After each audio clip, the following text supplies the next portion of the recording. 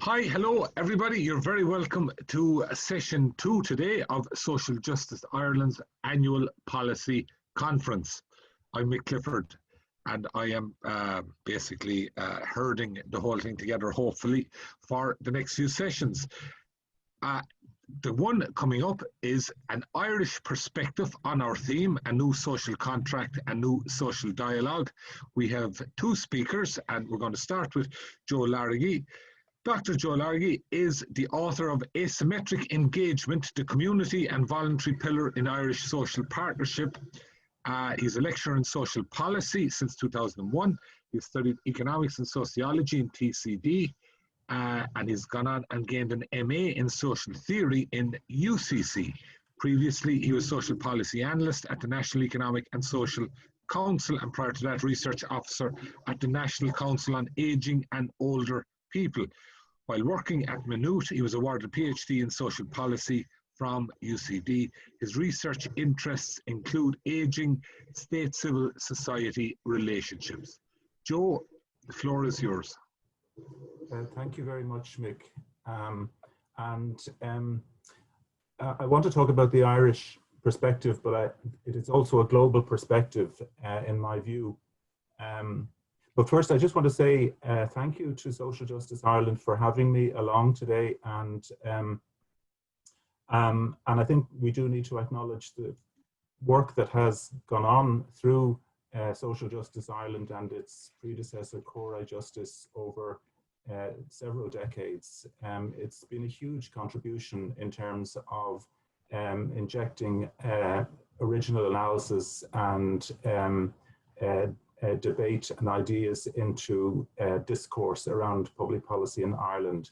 And I think we need to acknowledge that contribution and such contributions. So essentially my theme is social dialogue and social contract in a world at fever pitch. What are the chances? And so essentially the context of this conference is truly remarkable. A pandemic has gripped the world for nearly a year, now dubbed the new normal. But how normal was the world before COVID-19? The last decade has been anything but normal, whether viewed at national or European level, or in broader geopolitical terms. So we are still dealing with the legacy of the 2008 global financial crisis and the property bubble. But even before the 2008 crash, in the good times, the old normal was not all motherhood and apple pie. For all the wonders of the booming 1990s and early 2000s, there were also the woes, widening social inequality and economic growth based on an environmentally unsustainable foundation. Before the outbreak of COVID-19, the public in most societies were only just waking up to the external threats of global heating and climate disruption. Here too, our business as usual model, the old normal, threatens the physical foundations of human society. And for too long, a radical shift to a post-carbon economy was postponed, now making it much more difficult to achieve. So it looks inevitable now that we and our children in particular are facing irreversible climate damage in the coming decades. And hopefully at COP26 next year, which will be hosted in the UK, it will be vital, in fact, that we achieve a step change towards a zero carbon economy. It should not surprise us that there is also an escalating crisis of political rationality at the moment. Since the crash of 2008, departure from the old normal has accelerated, and the legacy of short-termism at the micro level is fast translating into ills at the macro level, and new crises of governance have increased in frequency amid new instability at global level. And we must address here the failure of neoliberalism, which has been revealed by the crash, has in addition thrown up very disturbing trends, such as far-right movements, drumming up hostility against, for example, migrants and ethnic minorities, and the deliberate stirring up of militant nationalist populism for political purposes. Instead of informed debate intended to bring some truth to the surface, we are witnessing a cheapening and a spoiling of political discourse in public life, characterized by the rise of corrupt and self-serving politicians, cynical media manipulation, and disturbing stirrings of delusional national triumphalism in several countries. Ultimately, who benefits from this?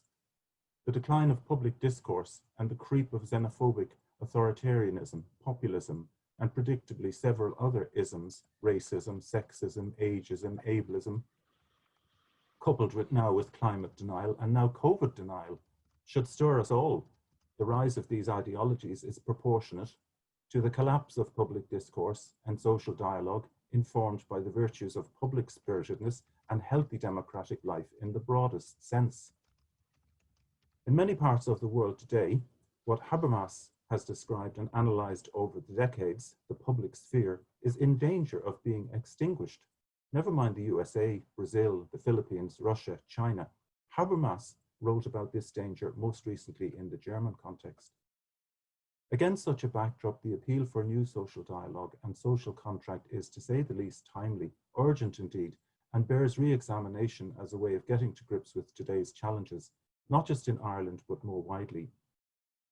Ireland now sits astride the Atlantic economy, benefiting from growth and modernisation, driven by high-tech inward investment and export, and related indigenous economic expansion, inward migration, membership of the single market, full sovereignty of the European Union. Politically, Ireland has benefited from the many regulatory, human rights and social aspects of the European acquis too, since its accession in 1973. And despite the legacy of its own past and the many forms of social oppression that marred the independent Irish state, the repercussions of the Troubles, etc., Ireland has benefited from stable political institutions and democratic culture. However, Ireland is embedded in the global economy like never before, and as a relatively privileged place, which it is now, comparatively speaking, Ireland has a greater responsibility and needs to examine its conscience in relation not only to disadvantage at home, but to its impact in the wider world. Ireland may think itself clear of the dangers of right-wing populism, etc., the best little country in the world if it wasn't for the weather, etc.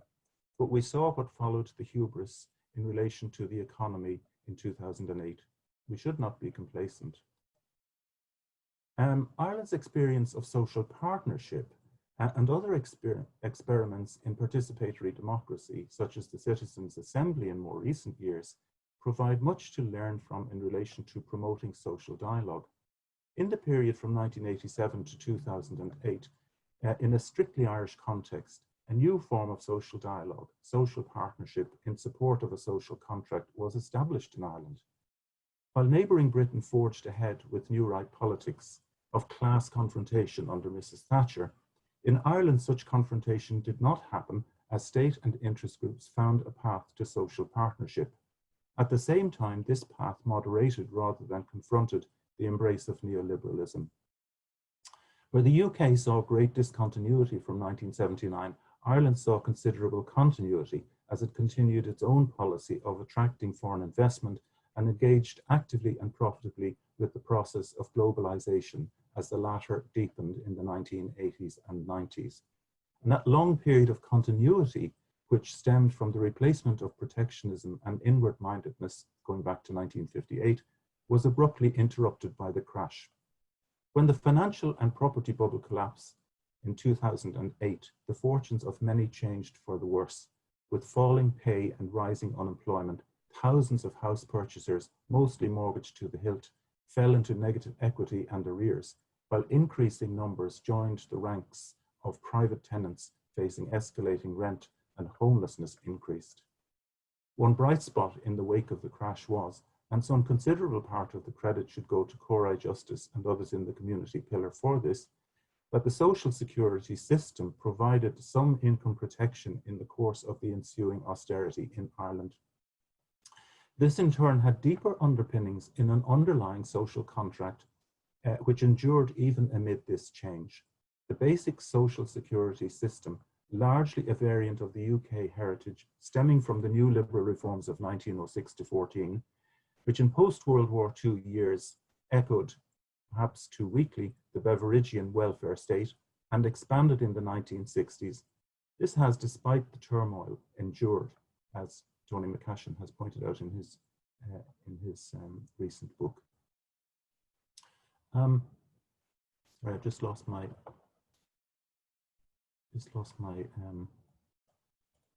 place there, sorry.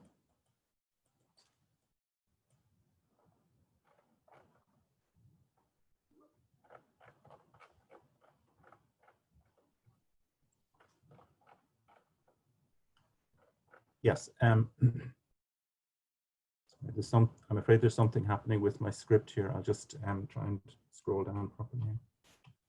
You're grand, John. There's no mad panic. You'll be okay.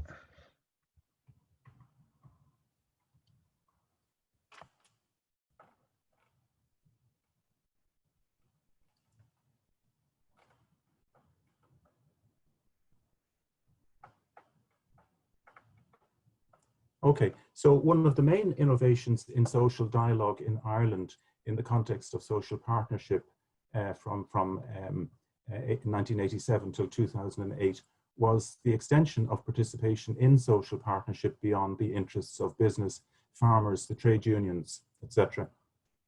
And in my book on the community and voluntary pillar in social partnership, I summarize my assessment of the community pillar in terms of a concept of asymmetric engagement. And at the heart of this concept is that contemporary polities are characterized not only by an unequal balance of resources, but also an asymmetric balance of power. And there's ongoing contestation around legitimacy, which ensures that this asymmetry is not stable. So seen alone, the community pillar could be easily dismissed, especially as compared with the resources, economic power, and bargaining positions of employers, or the bargaining strength of trade unions indeed. However, when studied over time, and I covered 20 years, the community pillar made up of small currents, mini movements, articulate analysts, and policy entrepreneurs, these junior partners come out of the analysis much better than many expected. But their influence derived not from their acknowledged internal virtues in isolation, but from how these virtues can impact in the wider context of economy, state, and civil society. Economic fluctuations, political cycles, and other dynamics and instability make for shifts in the demos when they manifest in crises of legitimacy and political rationality in government. Moments of possibility can arise, and these moments can become windows of opportunity when tried and tested recipes and politics are seen to falter. In such moments, the small currents with the critical analysis can indeed make real connections with these shifts in the electorate or the wider body of citizens. Now, I don't want to overstate this influence. The community pillar was not powerful like the business sector or farmers or the trade unions. Those constituencies had greater resources and considerably more bargaining power, even if there was inequality among them too. However, it would be wrong to characterize the community pillar experience as one of incorporation of dissent without any gains. There were wins and tangible benefits and several significant changes of policy direction within a broadly framed model of liberal representative democracy. There were gains in relation to poverty, gender inequality, local participation, and community development, apart from the intrinsic benefits of participation in negotiated governance by more marginalized sections of society. From a social dialogue perspective, however, the abandonment of social partnership by the employers and the government in the aftermath of the financial crash also revealed how asymmetric this system of engagement always was, not only in relation to the pillar, but also in the community pillar, but also the union side. The Irish experience of those decades can provide insights for the emergent challenges of the present and the future in Ireland. However, contemporary challenges in Ireland are increasingly global in character. The financial crisis of 2008, despite its accentuated effects in Ireland, was ultimately global. Similarly, climate change is a global challenge. And of course, the COVID-19 crisis is global. 2008 was the moment when the neoliberal super project turned visibly sour. It revealed all too well what happens when neoliberalism is not embedded in correspondingly strong countervailing norms, institutions, and distributional justice, typically underpinned by the state. Since 2008, the world has been living through a crisis through what Crouch and Philippe mentioned this earlier, described as the strange non-death of neoliberalism. The project is now headless but still running around the yard. In effect, the framework of national states has been overwhelmed, and without a new global accord and a new paradigm, there are real dangers now. Strategically at global level, the crash accelerated the changing balance of power, not just in economic terms, but in geopolitical terms. See, for example, Graham Allison's thesis on the Thucydides' trap. China, already the workshop of the globalized world by 2000, continued to tow the world economy out of the doldrums after 2008 and came onto the global stage as a major regional and significant global power. It still grew during the Great Recession, albeit not as rapidly, innovating in every field, exporting capital, emerging as a strategic player through its Belt and Road strategy, and increased influence in the South China Sea, and more generally in Asia, Africa, and even in the Antipodes. In the US, after the financial crash, the Obama presidency, while leading a recovery at home, also recognized this changing scene, and despite the ongoing crisis in the Middle East, tried to develop a pivot to Asia in its foreign policy. And yet there were some signs of dialogue, before 2016.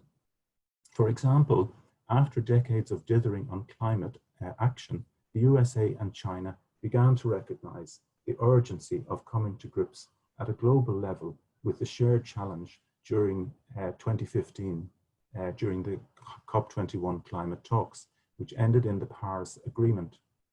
Limited though this step was in climate terms, it was a rare yes we can moment, an opening for common purpose that might even have improved the chances for diplomacy around the Pacific. Of course, this hope proved premature.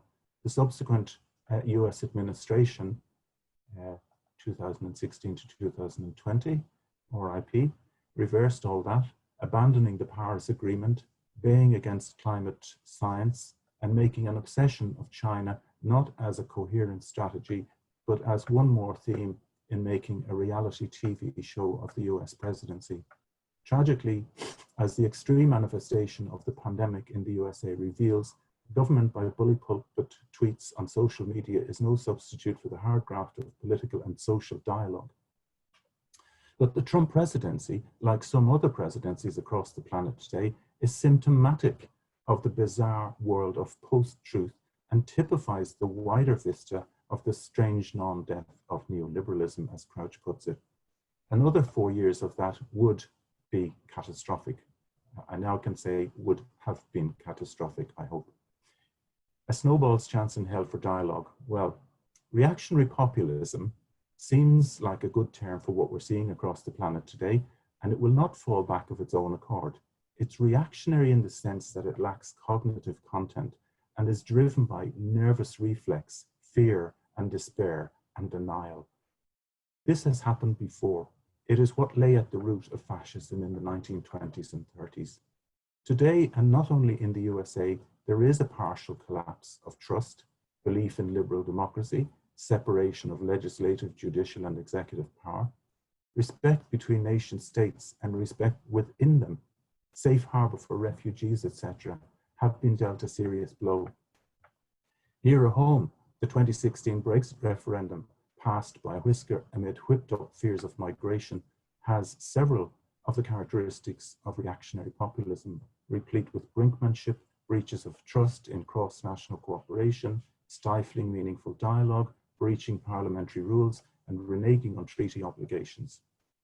There are ample signs of the same dead-end politics everywhere across the continent of Europe, although the EU is seen as a collegiate entity more than the sum of its parts in ways, and has held the line in broad terms. Europe's member states are laced with dangerous trends, and the EU itself consequently has not covered itself in glory on refugees.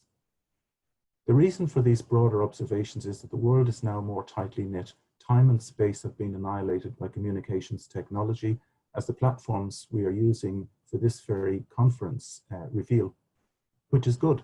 But as Ulrich Beck pointed out, global economic activity has now overspilt all previous boundaries, leading to environmental destruction and created globally a risk society. The climate crisis is a mega risk which epitomizes this. But these risks are multidimensional: financial, social, environmental, human, and consequently and crucially political. The biggest threats are now to democracy and nation-state institutions, and not only national institutions. White House bad-mouthing of the UN and latterly the WHO has become a worrying feature of these reactionary populist outpourings. These fragile and sometimes imperfect institutions were created to defend human rights, create human rights conventions and protect health and well-being globally, and also to shine a light on violations by government across the globe. Pulling the rug from under these bodies is a cynical act beyond compare in recent times. Against this backdrop, there is a compelling argument to address the question of social contract in new conditions, conditions that are now much broader in scope and global in scale. We as a planet face a choice between attempting to develop responses cognitively through a new dialogue, political and social, or simply marching on brainless based on some notion of the old normal. Excuse me for going back in time, but the sophists of the ancient world could, if paid enough, argue a hole through any pot, prove any point, and simply win any dispute. In effect, the truth was whatever you could make people believe it was. Socrates, on the contrary, argued that it was valid only to pursue truth, ask questions, and thrash things out dialectically to reach valid propositions. Out of this dedication to truth through dialogue emerged the influential political and moral philosophy of Plato and Aristotle, and the legacy that has been part of philosophical debate to the present. Not everybody agrees with the Platonic view of the world today, of course, but many appreciate it. Today's world is replete with what the modern equivalent of sophists, spin doctors, partisan think tanks, pseudo-scientific institutes funded by the tobacco, coal, and oil industries, political shock jocks, and any number of people skilled at and ever willing to argue holes through different pots if paid enough. But who now remembers the names of the sophists of the ancient world, and who would want to be remembered as a sophist of today?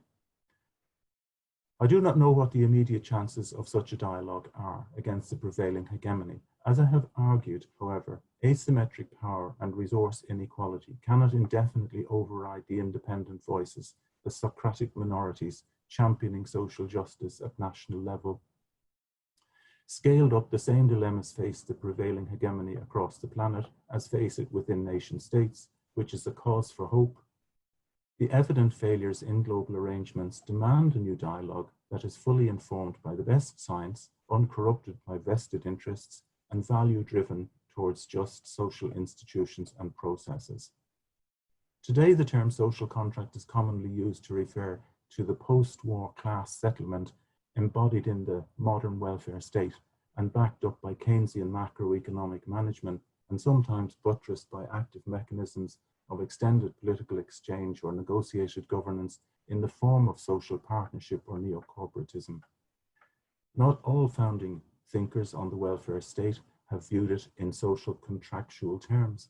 In his classic text, Marshall in 1950 viewed the welfare state not as a social contract, but as a completion of the long march of, or the growth of, citizenship, seen as a progression from civil rights in the 18th century through political rights in the 19th, and followed after a long period of turmoil in 1945 by social rights embodied in the welfare state. Rawls, however, the American philosopher, he drew on classical social contract argumentation in such a way that it provides for him a logical basis for the welfare state.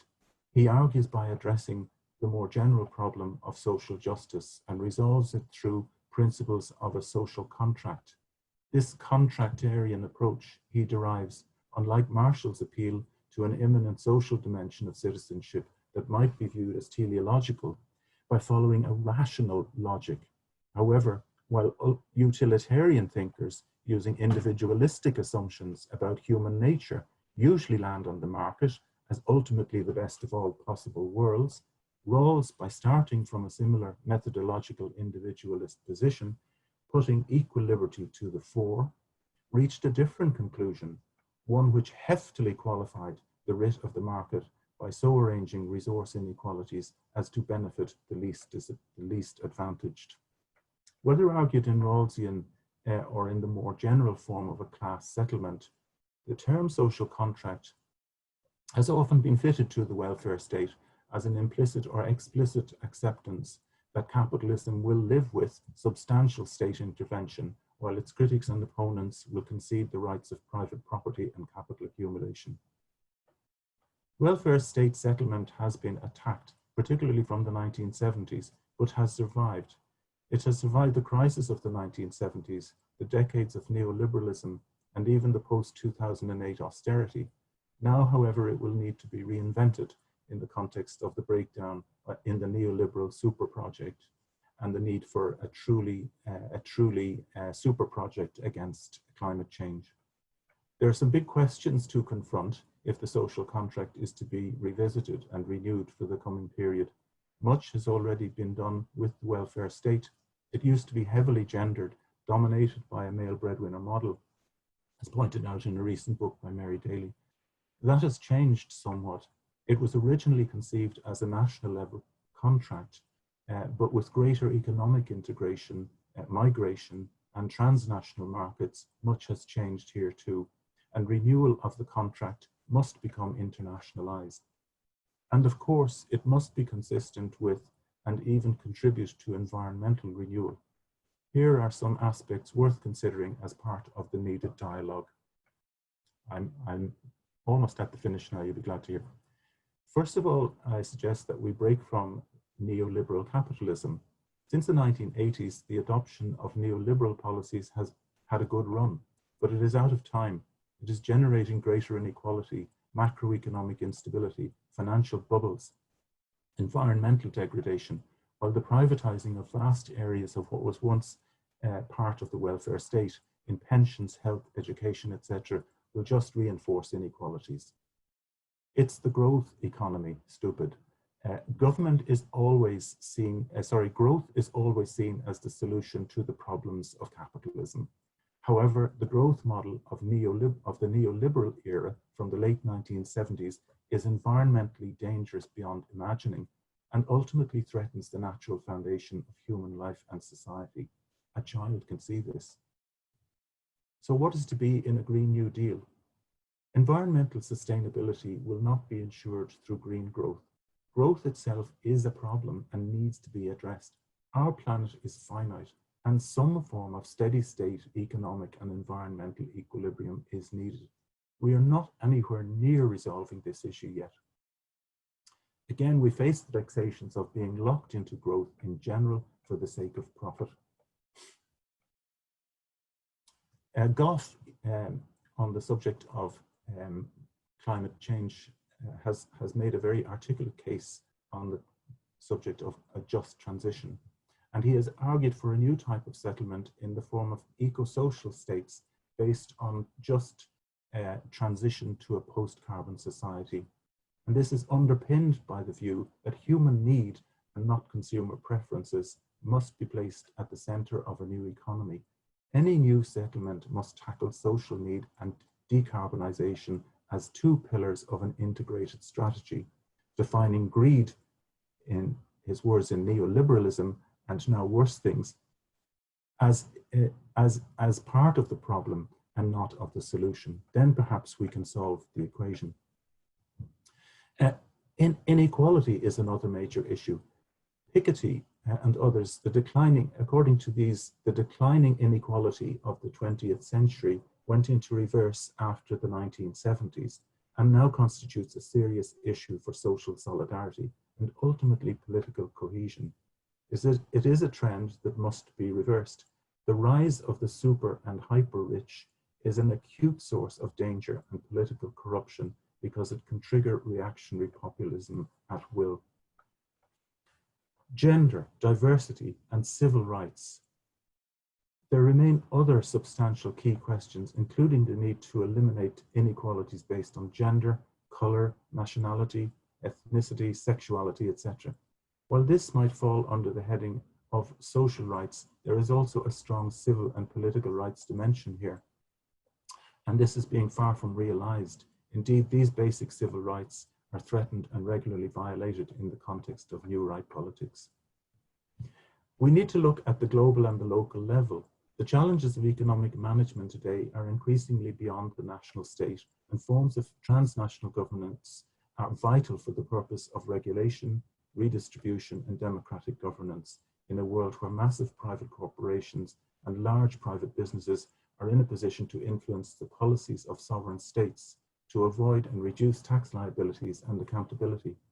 Local governance too, and bottom-up democratic engagement needs to be renewed urgently to challenge the the local and granular sources of reactionary populism. Nation states can do better in such a renewed top-down and bottom-up politics. In sum, the world is in a bit of a mess, or as Sean O'Casey said, the whole world's in a state of chassis. It will require a global solution or global solutions arrived at through valuing the public sphere, development of social dialogue, and hammering out a new version of the social contract. This time, not just a class settlement is needed, but a more encompassing settlement that addresses environment, economic management, human rights across the broadest range of difference between people, and in the most complete sense, civil, political, and social. Can we do this? Yes, probably. Thank you.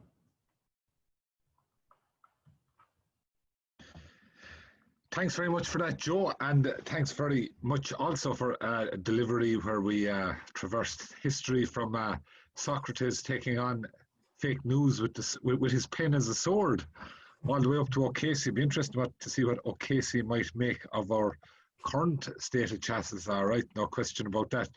Joe Larragee, thank you for that. Our next speaker is Colette Bennett. Colette is economic and social analyst with Social Justice Ireland. She joined the organisation in 2018, having spent almost a decade engaged with social policy and advocacy work on behalf of a large debt organisation and in a volunteer capacity with organisations such as the Simon Community, FLAC and UNSEAL.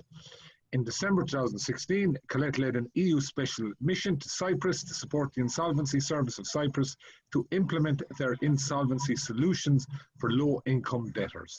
Colette is a member of the Irish Social Policy Association. Colette, thank you very much. Thank you very much, Mick. Thank you.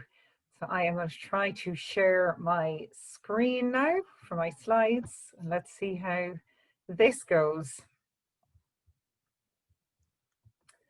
So if everybody can see that. So first of all, thank you so much. As I say, thank you so much to Mick, but also to everybody who's tuned in today. What I'm going to be speaking about, following on from Joe's excellent presentation, is what a new social contract might actually look like, and making some policy proposals for how it might take shape. This paper, if I can give a shameless plug, is extracted in large part from our social contract publication that issued in September this year and is also available on our website. So why a new social contract?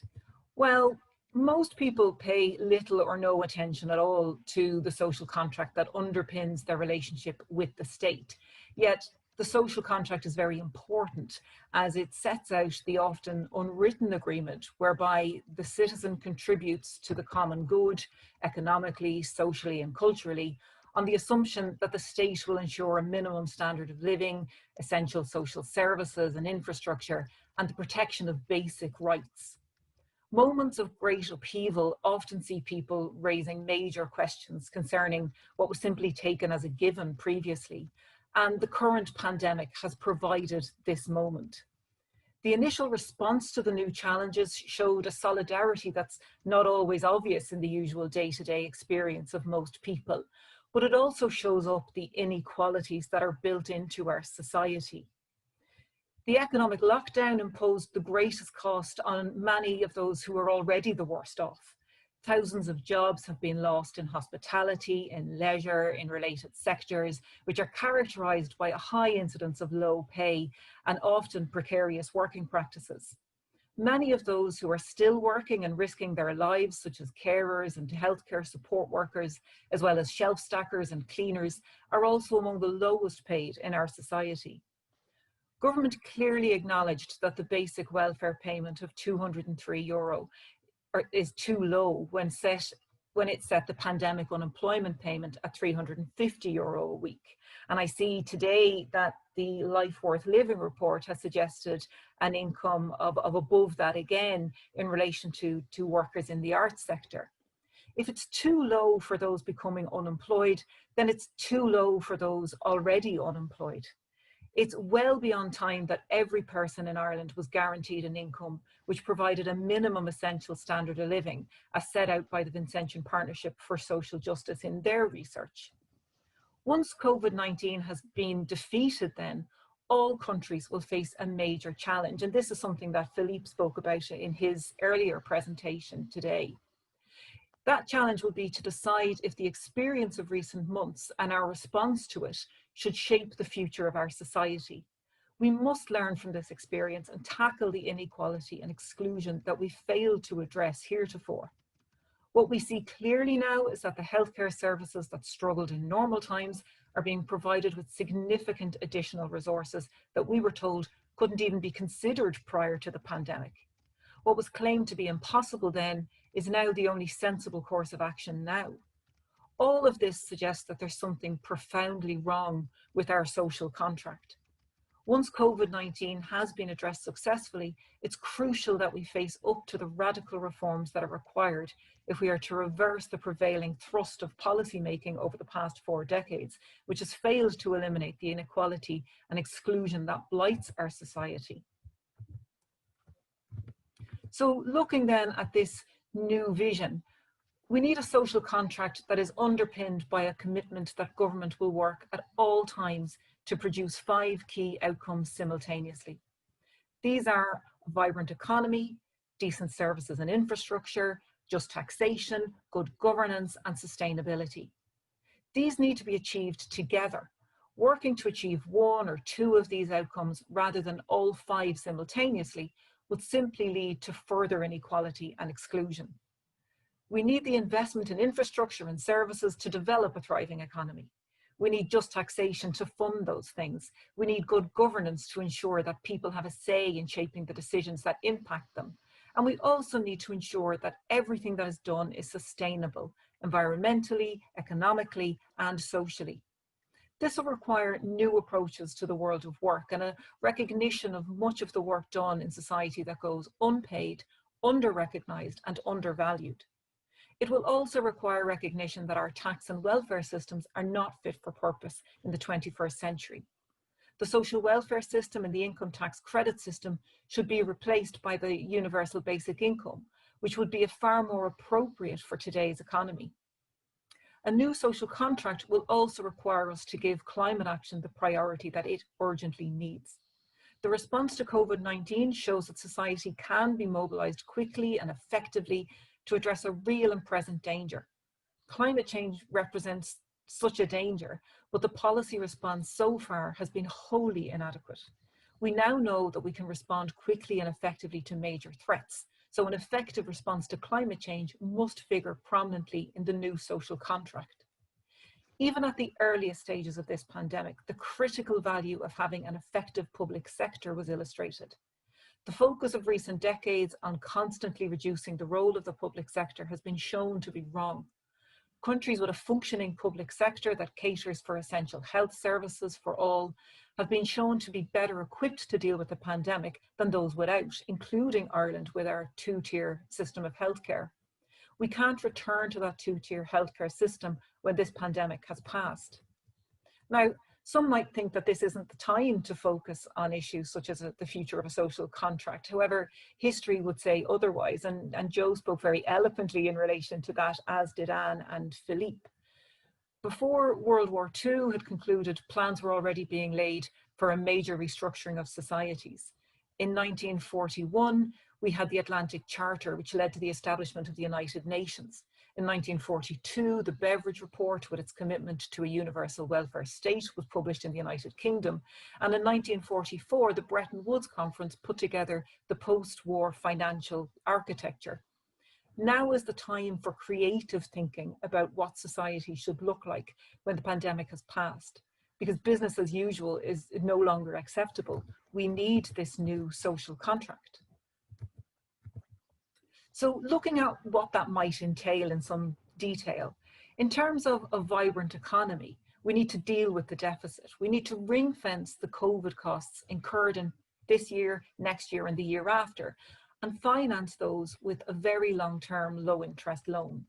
We must review the recovery from the current crisis in two distinct but connected parts.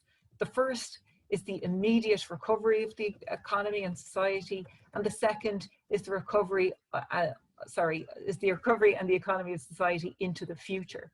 So the aftermath of COVID-19 and the future recovery must be separated out, with COVID-19 costs ring-fenced and financed through low-cost borrowing. We must move Ireland's tax take towards the EU average by widening the tax base in a fair and just manner, and I'll speak a little more about that later on. We must make savings on expenditure, but not through cuts in services or infrastructure budget. We have to learn the lessons of the past and avoid a return to austerity policies, which are not only socially damaging, but also economically counterproductive because they lead to economic contraction. And we must adjust the EU's fiscal rules to cope with the post-COVID reality, which is something that Social Justice Ireland has long argued for. In terms then of financial stability, we should integrate a sustainable development framework into economic policy, where we consider growth and economic competitiveness in the context of sustainability, using a framework for a sustainable development which gives equal consideration to the environmental, social, and economic dimensions in a balanced way. We need to do more in terms of off-balance sheet investment in affordable housing and rental, and to radically rethink our housing system, how it's structured and financed. Part of this must also include appealing the Eurostat decision in respect of the Tier 3 approved housing bodies with a view to increasing our supply of publicly owned social housing. We must boost investment and dramatically increase investment in infrastructure and services. Again, we'll talk more about that a little bit later on. We need to recognise that while most additional investment should be in once-off infrastructure, there's also a need to invest in recurring expenditure to generate the structural change and reform that's required, so that investment in healthcare, housing, education, broadband, among other areas, is accompanied by a commitment to current expenditure that supports the relevant functions. So, for example, primary care teams, wraparound services for housing first, and reducing the teacher-pupil ratio. We must resource the upskilling of those who are unemployed or at risk of unemployment and deal with precarious employment. We must invest in lifelong learning as part of a human capital and investment strategy, and commit to increasing investment in early childhood care and education by 0.1% of GDP annually. And we must develop a framework to deliver sustainable funding for higher education. In terms then of decent jobs, there needs to be an increase to the minimum wage to the level of the living wage, which would support around 120,000 workers to have a decent standard of living. We must strengthen and enforce legislation to tackle job precarity and low pay. We must develop flexible working initiatives to support remote working and increased participation for people with disabilities. We've seen what can be done in response to COVID-19, and we must take what's good about that and start integrating it into everyday working life.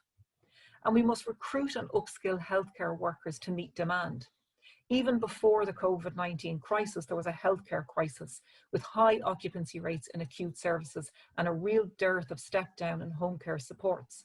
There's a need to support and upskill healthcare workers and to expand the numbers employed to ensure sufficient numbers are available to deliver a decent level of service. And finally, under this section, we must reduce inequality. Set an ambitious national poverty reduction target to eliminate poverty in line with our Agenda 2030 commitments. Make persistent poverty, which measures the proportion of those living below the poverty line in the current year and 2 of the 3 preceding years, the primary indicator of poverty measurement. Introduce policies to eliminate in-work poverty, including making tax credits refundable. Implement a programme to reduce overall poverty to 4% within 5 years. And ensure adequate income through the life cycle, including adequate payments for children, women, and a universal state social welfare payment. Moving on then to decent services and infrastructure. We must invest in primary care networks and step-down facilities, as I've said. We've seen the stark realities of how healthcare needs across the life cycle need to be more appropriately addressed. And in most cases, this means on a community level, with acute care reserved for acute cases. We need to address deficits in those step-down facilities and home care and eliminate delayed discharges completely. We must fully resource the implementation of Sláinte Care, including the 500 million annual commitment to infrastructure over the next 6 years. And we acknowledge that Budget 2021 did go some way to starting this process. We must set a target of 20% of all housing stock in Ireland to be social housing within a decade, to bring this in line with other European countries. And we must invest in housing first and develop a suite of wraparound services for homeless adults and families. In terms then of quality services, we need to invest in education, literacy and retraining programs to address NEETs, that is, young people not engaged in employment, education or training in disadvantaged areas. While the gap between retention rates in DEIS and non-DEIS schools has halved since 2001, it still stands at 8.5%. So the government must work to ensure that schools in disadvantaged areas are supported to bring the rate of early school leavers to below Ireland's country-specific target of 8% under the EU 2020 strategy and towards the national rate of 4%. We must invest in ancillary community services to remove barriers to employment. And this is particularly the case for long-term unemployed and low work intensity households. In order to develop appropriate supports, we must engage with the lived experience of these households, of their barriers in presenting, and look to implement structural supports to facilitate engagement. We must properly resource mental health services which have been underfunded for years. We must create additional respite care and long stay facilities for older people and people with disabilities. And we must fund the CSO to conduct annual surveys to discover the value of all unpaid work across the country and to publish those surveys results. In terms of a minimum social floor, we must introduce a floor of basic income and basic services with the introduction of a universal state social welfare pension as a first step. It's increasingly important that the state set minimum floors of income and service below which none of their citizens should fall. Robust and well-funded public services set the floor which underpin the living standards of most people. Accessible healthcare, high-quality education, a well-regulated housing sector, subsidised public transport, and other important contributions to essential services are things without which most citizens would have a real difficulty existing without. However, even in a situation where most or all of these things are cheap or even free, individuals will have income needs to allow them to participate in society at a level considered the social norm. This is why universal basic income and universal basic services are complementary policies, essential to ensuring that everyone in society has sufficient income and sufficient access to public services to live a life with dignity and experience living standards that might be expected in a first world country. The better the quality and the better subsidised these services are, the lower the level of basic income necessary. And as a first step, the government should move towards, as I said, a universal state social welfare pension to support older people to live a life with dignity. There must be greater recognition to the role of carers and work done in the home, and a recognition that the term work isn't synonymous with just paid employment. We need to introduce a cost of disability payment and make a real attempt to disentangle disability from poverty in Ireland by giving due recognition to the additional costs associated with living with a disability. We should index social welfare payments to a minimum essential standard of living So Social Justice Ireland have previously called for the return to benchmarking social welfare payments to what would now be 27.5% of average weekly earnings as a move towards the provision of that minimum essential standard of living. We must ensure medical card coverage for all who are vulnerable so that access to healthcare is based on need rather than ability to pay. And we should introduce state-led childcare, recognising that affordable childcare and child-friendly employment arrangements are key requirements for greater labour market participation, particularly among young mothers. Childcare is yet another area brought into focus by COVID-19, with many working parents, myself included, struggling to meet work and other commitments in its absence. A high-quality, state-led, affordable childcare system is desperately needed. So how do we pay for all of this? That's when we start to look at a just transition. Social Justice Ireland has previously called for government to increase the tax take and to commit to increasing it by between 2.5 to 3 billion annually. Recognising that previous benchmarks set relative to the overall proportion of national income collected in taxation have become redundant and setting an alternative benchmark. We propose a new tax take target set on a per capita basis so that Ireland's overall level of taxation would reach a level equivalent to 15,000 per capita in 2017 terms. This target should then increase each year in line with growth in GNI star. Increasing the overall taxation revenue to meet this new target would represent a small overall increase in taxation levels, and one which is unlikely to have any significant negative impact on the economy. We should review the use of tax expenditures to promote investment in areas that support society. The recent European Commission assessment on broadening the tax base shows that we have significant scope for improvement and that there are many policy instruments available to us. The OECD points to tackling inefficient tax expenditures and a focus on raising revenues from tax bases that will be the least detrimental to growth, including recurrent taxes on immovable property and general consumption taxes as areas for governments to consider for base broadening. We should reform the high-income individuals restriction to include all tax expenditures. As it currently stands, the restriction doesn't apply to all tax breaks, including pension contributions. We should increase carbon taxes in line with IPCC recommendations, and we welcomed in Social Justice Ireland moves in this direction in Budget 2021.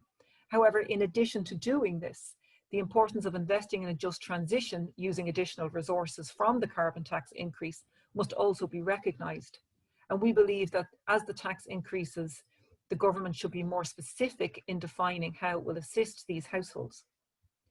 We must ensure fair taxation of corporates, which is principally an issue of fairness. Profitable firms with substantial income should make a contribution to society rather than pursuing various schemes and methods to avoid making this contribution. We must introduce a minimum effective rate of corporation tax of 6% on all corporate profits passing through Ireland. And we should clarify and enforce the vacant site levy legislation to ensure it actually achieves its original purpose. In terms then of broadening the tax base, we need to introduce a financial transaction tax. It is regrettable that to date, government has not committed to supporting recent European moves to introduce this tax, a financial transaction tax, or Tobin tax as it's also called. This would be a progressive tax designed to target only those profiting from speculation. It's levied at a very small rate on all transactions, but given the scale of those transactions globally, it has the ability to raise significant funds. We should introduce an aviation fuel tax or a commercial air transport tax as part of a comprehensive carbon policy to meet our national targets for 2030 out to 2050. This is in line with the polluter pays principle and the Environment Liability Directive. We should explore new initiatives to promote behavioural change through the tax system and to disincentivise engaging in certain behaviours that are harmful to the environment or to society.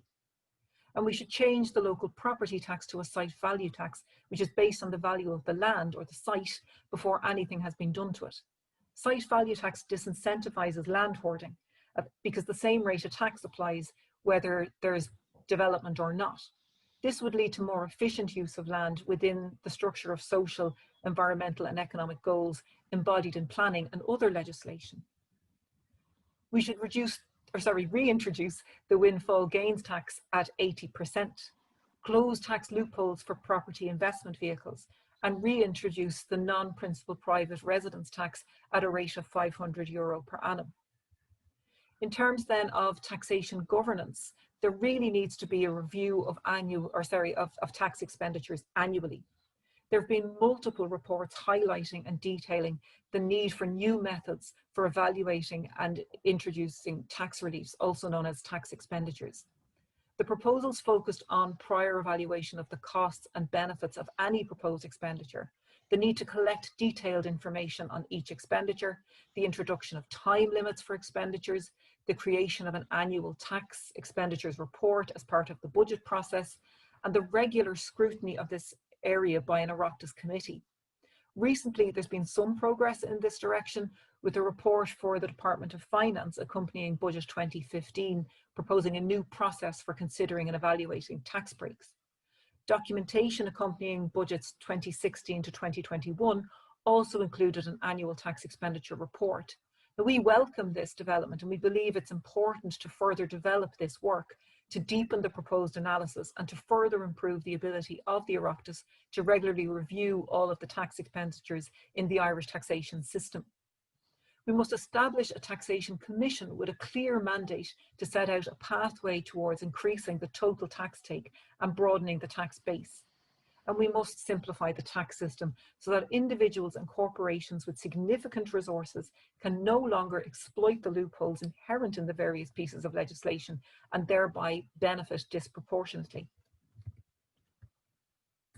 Moving on then to the fourth section of our proposed framework, which is good governance.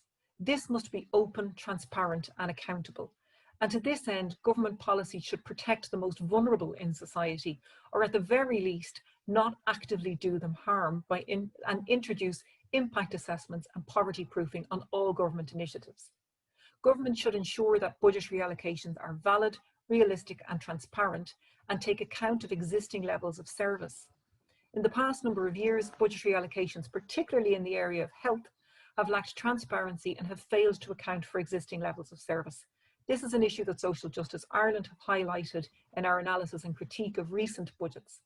The budgetary process must be accountable and transparent, subject to scrutiny and debate by stakeholders. We must legislate for enforcement mechanisms where local authorities do not use their full allocation for traveller-specific accommodation. We must adopt and implement a national financial literacy strategy alluded to in the National Action Plan for Social Inclusion. And we must ensure adequate funding for civil legal aid to achieve equality of access and address imbalances of power. We must also have greater transparency of lobbying activities and have more detail in the Standards and Public Office Commission's annual reports under the Regulation of Lobbying Act of policy areas with the greatest lobbying activity, the lobbying organisations and the designated public officials engaged, because this would aid the transparency and highlight to the general public those who are influencing the political decision-making processes. Now, I don't intend to go into any great detail about social dialogue. Joe has spoken about it and there's an eminent panel in the afternoon in session 3 of today's conference with the remit to do just that. But in terms of our policy recommendations in this regard, we call on government to ensure that the national economic and social dialogue and partnership includes all 5 pillars, that all voices are heard and include all stakeholders, that discussion is broadened beyond pay and taxation, and that an integrated approach to discussing issues is taken. At local level, government should establish a dialogue forum in every local authority involving local authorities and the PPNs, the public participation networks. This engagement is critical as Ireland strives to implement the Sustainable Development Goals and well-being at local and regional levels. Ireland should also fully implement recommendations of the Commission for the elimination of racial discrimination within a reasonable timeframe, including the elimination of direct provision, and we welcome moves in that regard both in the Programme for Government and in Budget 2021. We must introduce an ex-ante social impact assessment of all policy proposals to be discussed at Oireachtas committees. Similar to the recommendation in respect of poverty-proofing government initiatives generally, The government must develop and implement an ex-ante social impact assessment of policy proposals to be discussed at Oireachtas committees. And finally then, to sustainability. In the area of climate justice, we must ensure that all people are treated fairly in the creation of policies and projects that address climate change, as well as in the systems that create climate change.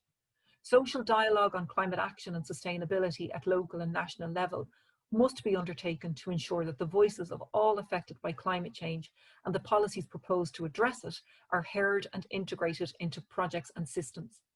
At a global level, Ireland must continue to increase its level of official development assistance, or ODA, towards the UN agreed target of 0.7% of national income to support developing countries who suffer the most as a result of climate change. We must ensure that sustainable agriculture policy, sustainable land management, and short supply chains for farmers and consumers form the basis of agricultural policy. We must support for sustainable agricultural practice is really important to ensure the long-term viability of the sector, and consideration must also be given to how the projected increase in agricultural emissions can be offset. It's really important that the agricultural sector is at the forefront of developing and implementing sustainable farming practices and is innovative in reducing emissions. We must develop a comprehensive mitigation and transition programme to support communities and people in the transition to a low carbon society. This strategy must preempt some of the challenges we face as we move to a more sustainable form of development. The development of a national mitigation and transition strategy is a matter of priority if there's to be public support for the significant and fundamental changes required in the years ahead. In terms of protecting the environment, we must invest in integrated, accessible, sustainable and environmentally friendly public transport networks. Government policy must also examine how to discourage private car use, particularly in urban areas, in conjunction with the provision of accessible and quality public transport and an improved cycling network, all forming part of a transition to a low carbon transport system. We must invest in hard infrastructure for cycle lanes. We must develop passive housing construction processes to ensure environmental sustainability in housing. This is not only a mechanism for reducing emissions, but also makes houses more energy efficient and therefore cheaper to heat. We must review building regulations to ensure good ventilation, heating and fire safety standards across all buildings. Building sustainable housing is also about building livable communities. Reductions in building standards for the buy-to-let market, so small units, lack of cross ventilation, no balconies, have all been exposed by the current pandemic as the health hazards that they are. Building standards must be refocused to have public health and sustainable living at the core of housing development rather than profit. We must adopt targets and a reporting system for each of the Sustainable Development Goals. Ireland has signed up to achieve the SDGs, the Sustainable Development Goals, by 2030 and is committed to legally binding climate-based goals in 2020 and 2030 and a national commitment to be carbon neutral by 2050. Ensuring development is sustainable socially and economically and environmentally will be key to achieving these targets. To achieve this sustainable development in the years ahead, Ireland must adopt targets for each of the SDGs, develop a roadmap to meet those targets, and implement reviews of those targets and the steps taken to actually achieving them. And we must set ambitious emissions reduction targets for 2030 and ensure sufficient resources to support implementation of those targets. In terms of balanced regional development, we must ensure that investment is balanced between the regions, with due regard to sub-regional areas. The main driver of Ireland's rural economy has moved from being primarily agriculture to a more diverse base involving services, manufacturing, tourism when we can, and other industries. Further development requires support for the provision of public services, investment in micro businesses and small or medium enterprises, innovation and the sustainable use of natural resources and natural capital in rural economic development zones, or REDs. These recognise that rural economies are functionally designed around towns and villages of various sizes whose hinterland may cross administrative boundaries. New fundings for REDs is welcome. However, we are of the view that resources available need to be increased and that success requires a community partnership rather than a local authority driven model to be successful. Initiatives such as smart villages, as promoted by the European Network for Rural Development, should also be actively considered. We must ensure rural development policy is underpinned by social, economic and environmental well-being, and develop an integrated rural development policy structure, recognising that low-density rural economies are fundamentally different to urban economies, and as such require different policies to meet a different set of challenges and opportunities.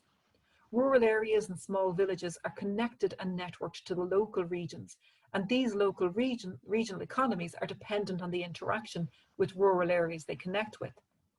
Given this interconnection, it's important that rural and regional development is integrated. We must also establish a just transition and adaptation dialogue to ensure rural areas are not disproportionately impacted by low carbon policies and are supported to meet the challenges posed by the future of work. Government has a role to play to encourage and stimulate projects which have the capacity to address core issues, including rural poverty and a just transition to a low carbon future in rural areas. We must implement the sustainable, inclusive and empowered community strategies for the community and voluntary sector. In terms of sustainable development and the Sustainable Development Index, we need to develop a national index of progress, ensuring social and environmental issues are incorporated into our national accounts. We need to improve our data collection methods when it comes to biodiversity and to monitor the impact of climate change in this context to protect both our natural resources and our economy. Our natural capital and ecosystems should also be assigned value in our national accounting systems. It's important to move beyond a purely financial approach and ensure that other key indicators of well-being are given the priority they deserve by policymakers. This could be a key initiative to support the development of more robust economic, social and environmental policies. Social Justice Ireland, another shameless plug, produce a Sustainable Progress Index every year based around the Sustainable Development Goals, and this could be used to inform this process. The metrics referred to in the Sustainable Progress Index, which are widely available and used internationally, could be a baseline for a more cohesive set of national accounts. Government should also implement in full the commitment in the SDG implementation plan to identify areas of departmental expenditure which support specific SDGs and expand this to badging or tagging all policy decisions with the relevant goal or goals. You'll be glad to know I'm coming to the conclusion section. As we face into the most difficult and challenging times most of us have ever known, it's important to acknowledge that despite well-documented problems and challenges, Ireland is in the privileged position of having public services and social infrastructure to rely on at a time of crisis. This is due to the social contract that underpins our social infrastructure. The social contract as a concept has evolved to encompass a situation whereby citizens contribute to the common good, whether economically, socially or culturally, on the assumption that the state will ensure a minimum standard of living, essential social services and infrastructure is provided, and the protection of their basic rights. As part of this social contract arrangement in a modern democratic society, citizens may expect access to meaningful work, as well as protection from poverty at times where paid employment is not accessible, a minimum floor of income and services in times of old age, disability or infirmity, an education system that is relevant, accessible and high in quality, a guarantee that their needs will be met at times of ill health, the regulation and protection of the environment for the good of all citizens, and ensured participation in civic life and in the decisions that affect them. In return, citizens have a responsibility to contribute to society in different ways at different points in the life cycle.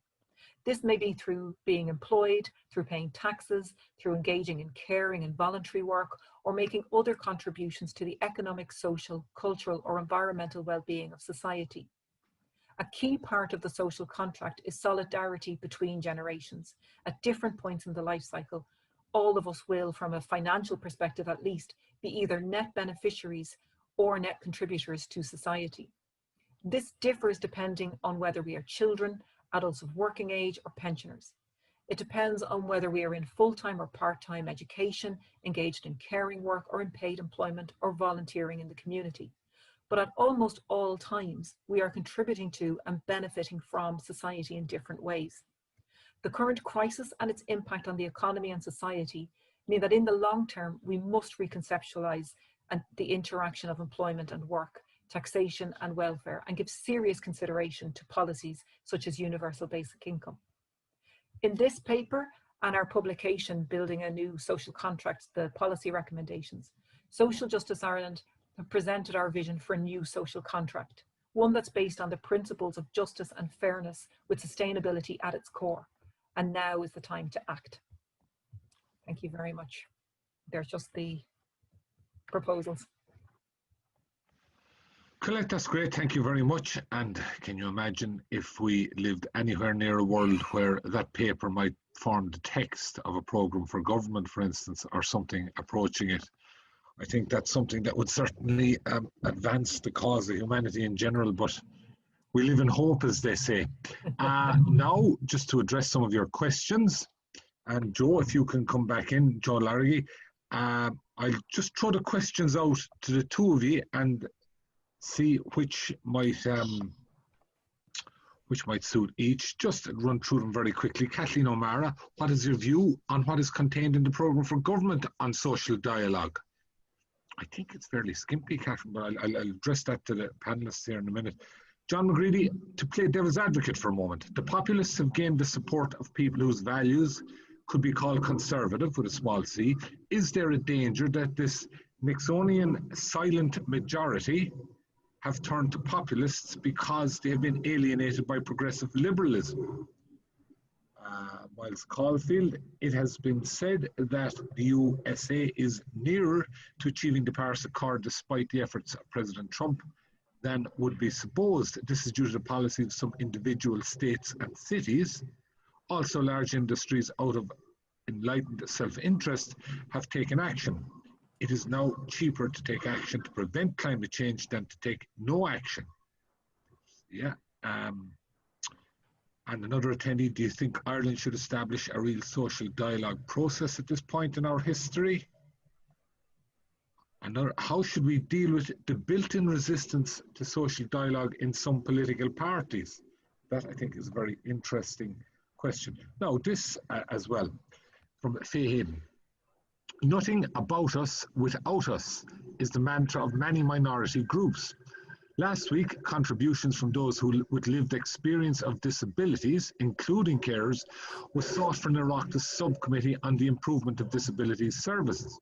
Many impacted people chose not to participate because they felt it was a waste of time and would not make any difference.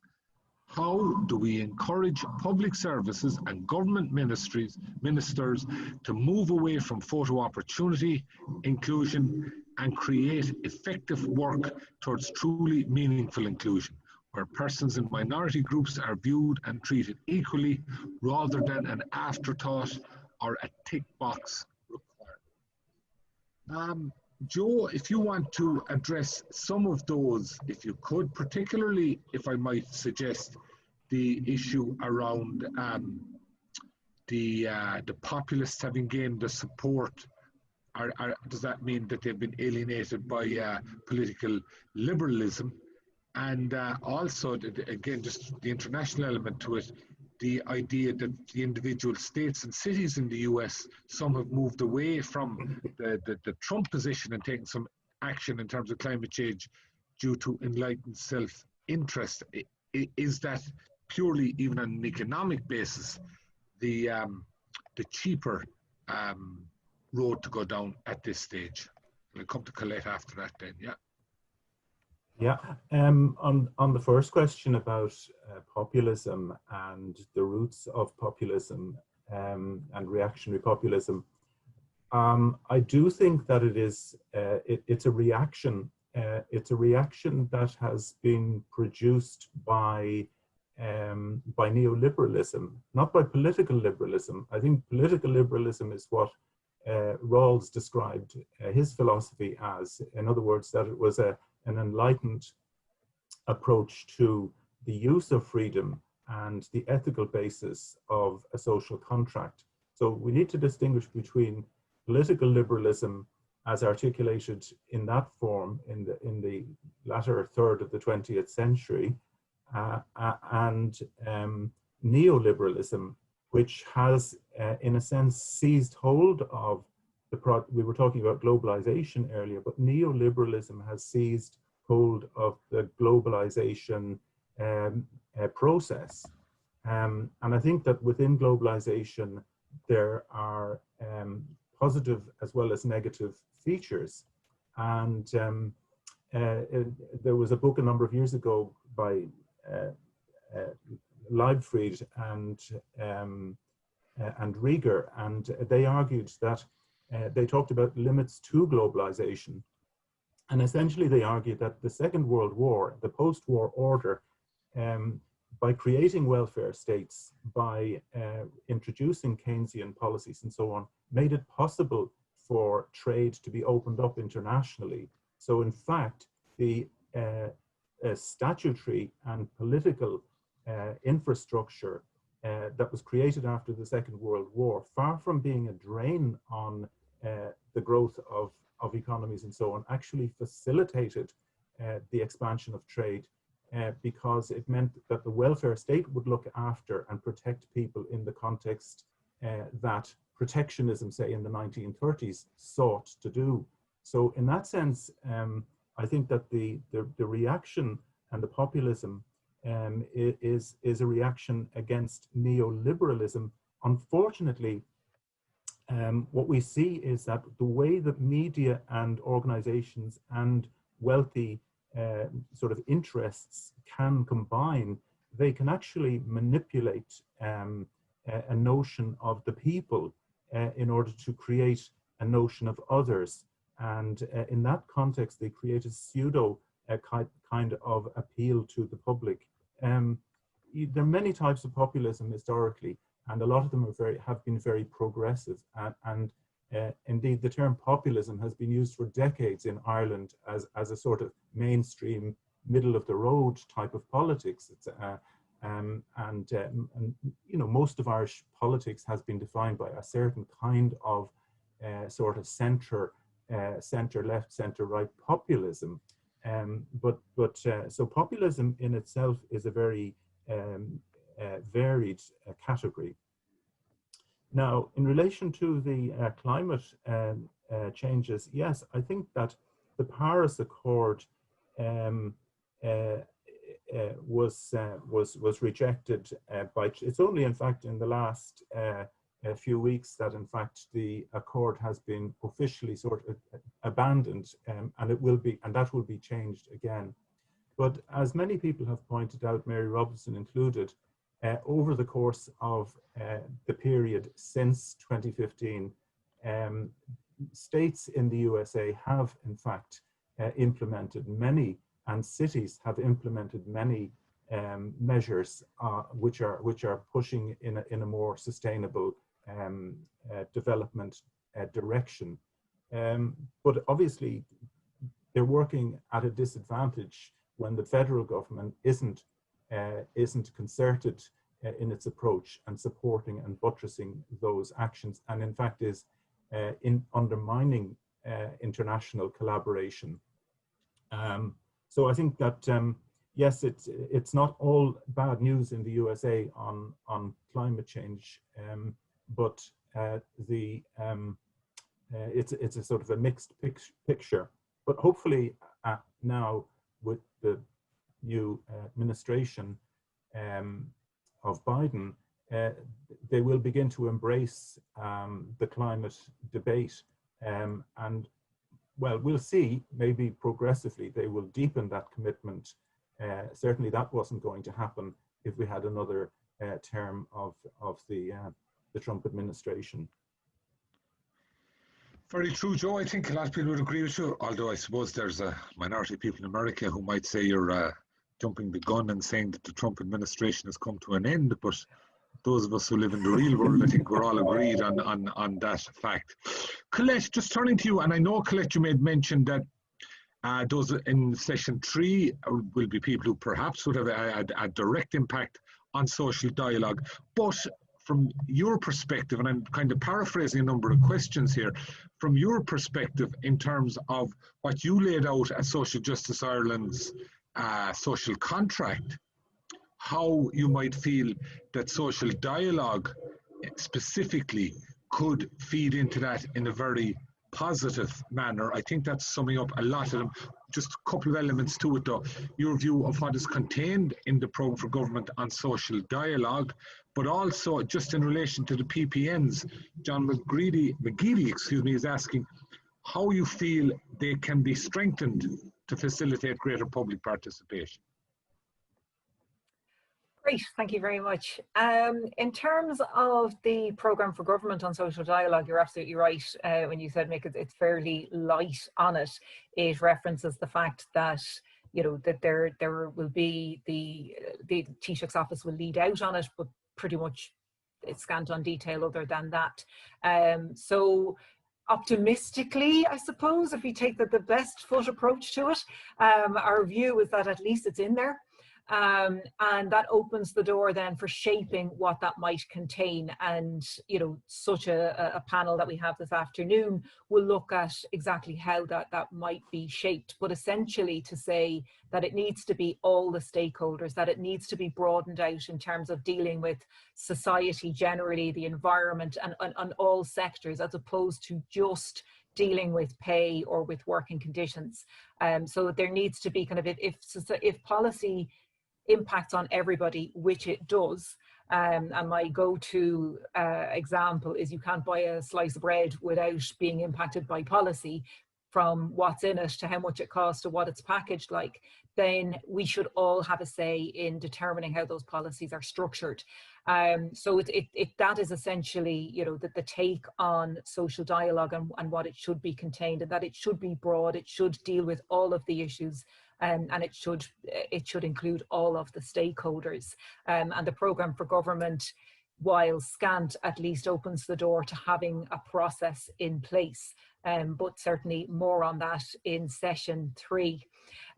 In terms of the public participation networks, the PPNs, and how they might be strengthened, you know, at the moment it's about resourcing and ensuring that they have the capacity building opportunities that they need and that their representatives need. But aside from that, it's looking at the structures that surround them. So, you know, you can't be a team player if none of your team is playing with you. So it's about more than, you know, what the PPNs themselves need to do, but also what other stakeholders around the PPN, so the local authorities, those sitting on strategic policy committees and LCDCs, what they need to bring to the table, how their systems and structures need to operate, so that everybody can actually have that dialogue at local level and regional level, so that it can be that meaningful engagement that we see in many areas, but unfortunately that we don't see universally. Yeah, and just the PPNs, Colette, there, it strikes me that, you know, it's for such an inclusive idea, for such an idea that on a practical and a community level can feed in so much positive research and the possibility for dialogue. Is there a case to be made that in any way can it be marketed, to put it that way, in such a way to have greater participation in it? Because I would wonder about how much knowledge is out there about the presence of PPNs and the fact that they can feed in, and to give people the to give them the idea that you can make a positive input and make a difference by engagement with them. Yeah, I mean, in terms of marketing them, like there's about 15,500 member organizations nationally participating in the public participation network, so that they're members of the public participation networks across the 31 local authorities. But you're absolutely right, you know, those who aren't maybe within the system of it probably don't know just how much they can do and how representative they can do, and the kind of influence they can have in the local government decision-making processes. So there does need to be more in terms of a national strategy in terms of PR and communications for them. And I believe work is underway to do just that. And in terms of then, you know, of the PPNs themselves in making the most of the impacts, because they do have quite significant impacts in their communities and in their regions. So really highlighting that for them, and making the most of it, getting into the media with it, putting it online, and celebrating the wins that they have, because they can be quite significant for the communities in which they're situated. And it's a real plus for member organizations that can, have a very small number of bodies on the ground, but have a huge voice collectively, because they get to represent at these decision-making tables. Great. Joe, just to turn to you finally, and one of the questions we had here from attendees in terms of specifically, how should we deal with the built-in resistance to social dialogue in some political parties? And it strikes me that a case could be made that in a very different way, the country is not at a dissimilar junction than it was at in 1987, when we came around the concept of social partnership. But at the same time, it would seem that particularly in some of the mainstream parties, that the whole concept was discredited, they feel, particularly in the run-up to the crash and what have you, irrespective of how valid those concerns are. But politically, do you see a way that we can resuscitate any kind of political appetite for social dialogue forums like that? I don't know that. I think a lot of blame has been kind of thrown at social partnership in the context of the crash of 2008. I don't agree, actually, with the assessment that social partnership was the cause of the crash in 2008. No, but the perception is there, I think, though. I'd agree with you, Joe, but there is, in the political arena, that perception persists. It's a perception, I think, that has been argued, and it was put out very quickly after the crash itself, in assessments that were made officially at certain levels. But without going completely into a discussion about that, the issue of resistance to social partnership, yeah, that's an important question. I think there are different elements there. There has always been a kind of a greater readiness on the part of some parties than others to get involved with social partnership. Fianna Fáil, essentially, under the kind of Haughey Ahern sort of tutelage in the 1980s, fostered social partnership. Fine Gael were reluctant, I think, to be part of it, but in the course of the 1990s, during a coalition with Fine Gael Taoiseach John Bruton, they actually embraced social partnership at that point. So I think, though, that there was a kind of, with the boom, there was a divergence between social partnership and a kind of a sort of right of centre coalition that emerged with Fianna Fáil and the Progressive Democrats. And there was a tension there, kind of in terms of political direction and what social partnership maybe would have sought. So that's one issue, I think. And that divergence, in a sense, was evident in the especially in the late 1990s and early 2000s. And in fact, if we look carefully at the kind of key actors in the lead up to the economic crash, I think it was maybe from a political direction that some of the blindness arose, rather than from social partnership, in fact. Yeah, resistance to social partnership is a variable thing. There are times when even employers embrace it and governments embrace it. So it's not a sort of a neutral space. It's very much a tension field, and it's a way of doing business.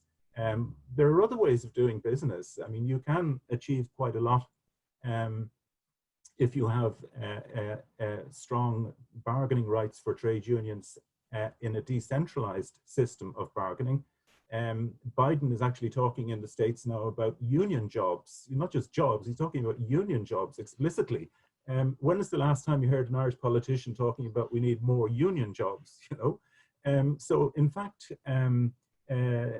you know, social partnership is very much a sort of an algebra rather than an arithmetic, and X, the value of X can vary depending on where you're coming at in the equation. So, so I, you know, and I suppose the question earlier asked by, was it Kathleen O'Mara about social dialogue in the government's program and so on. There are clearly some active considerations going on at the level of government on that. And I think though that maybe we need to, again, we need to look at this internationally, but in the Irish context specifically, if we're looking at this, we need to look at it in the context of the big issues around climate change and transforming the way in which the whole economy works. And so I think the green and ecological organizations within the pillar, within the social dialogue, these two are much more important. And I think too, there's always been an issue in our social partnership over whether it's going to remain a sort of bargaining chamber, centralized wage bargaining more or less, or whether in fact it's more deliberative and can achieve a more deliberative role for itself.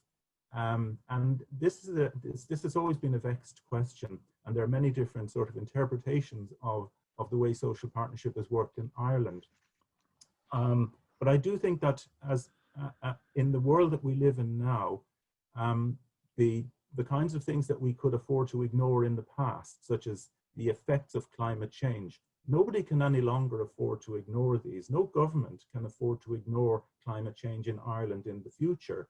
And the issue of how we transit to a different sustainable type of economy, that will require a new kind of creative type of partnership where we create new ways of working. Yeah, very much so, Joe. I think you've hit the nail on the head there. That is the central aspect of the crisis that we're facing into, and as you say, it's going to require buy-in effectively from all sections of society, and it'll be very interesting to see how that is approached. That brings us to the end of our second session today, folks. I'd very much like to thank Colette Bennett and Joe Larraghy for, I think, something that was very enlightening in its own right, and also set us up well for the third session, where we'll be meeting some of people who would be representing some of the larger pillars of any social dialogue, the employers, the trade unions, the Irish Environmental Network,